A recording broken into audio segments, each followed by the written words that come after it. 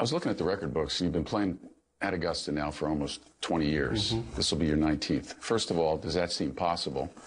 And secondly, bigger picture, what does the Masters mean to you? Well, it's hard to believe it's been almost 20 years. I remember the first time I was there like it was yesterday. And, you know, the countless memories I've had, the practice rounds I've been able to play, the competitive rounds I've been able to play against guys down the stretch, you know, and the records I've been able to accumulate there. It's just a special place. I mean, it's the only major where we play at the same venue. Every other one rotates. So I think from a historical standpoint, for us as players, we can look back in time and see those are the same holes. Granted, they've changed, we've got a little longer, but we're on the same piece of property. There's a lot of history there. And the traditions and the players that come back to play or at the Champions Dinner, the stories are incredible.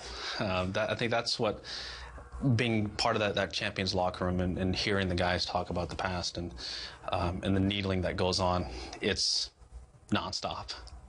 You're about history too there, obviously, and as you look back over the course of time, was your favorite moment that hug with Earl in '97? Absolutely. Walked up the ring? No, absolutely.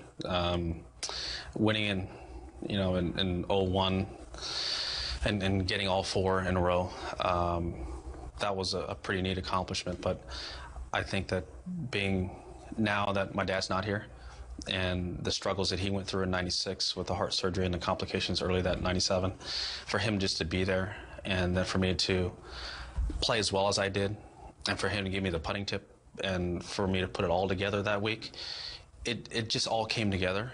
And that's a moment that I'll never, ever get back because my dad's no longer here.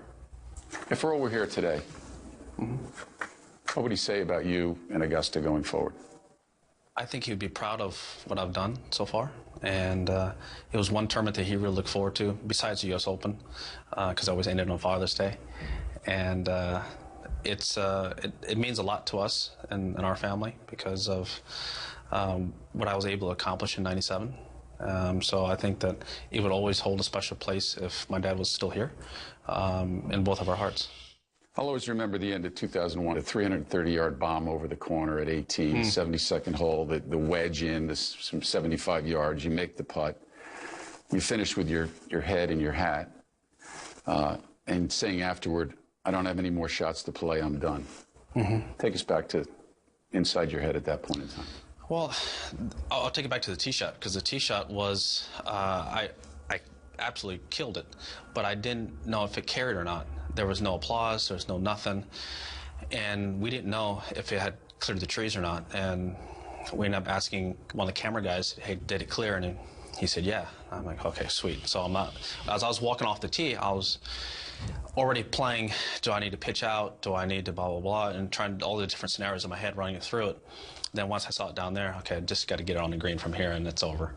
But when I got to the point where I had made the putt and it was over, I've always been focused so hard on that entire day about getting ready for that shot and the next one and setting myself up angles and the prep work that I need to do for each and every shot. After I made the putt, it was great. And then I realized I don't need to tee off on another hole because I was already kind of going through it, what I might have to do, and it was just amazing.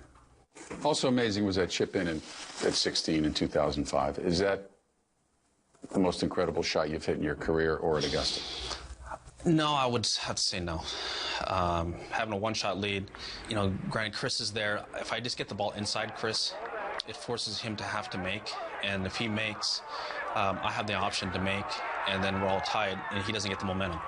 He gets a little bit, but not a huge shot. But the excitement was so incredible, and the Nike logo and Lundqvist's call and your reaction to it, I still get goosebumps. I still had 2 holes to go with the 2-shot lead, which I ended up blowing. That's so different. That's what you think. But I did bury the playoff hole. I've known you a long time. You've always been very private about your goals. But the one thing that was there since it was up on your bedroom wall was the Nicklaus record of 18 majors and trying to surpass that. Do you ever regret letting everyone know how important that Nicklaus record is to you? No, it's important. I mean, that's the benchmark in our sport, to be able to do that, to win major championships. It's what defines your career. You know, that's you can win a lot of tournaments, but ultimately you're looked at for how many majors you've won. Will Tiger Woods make more history this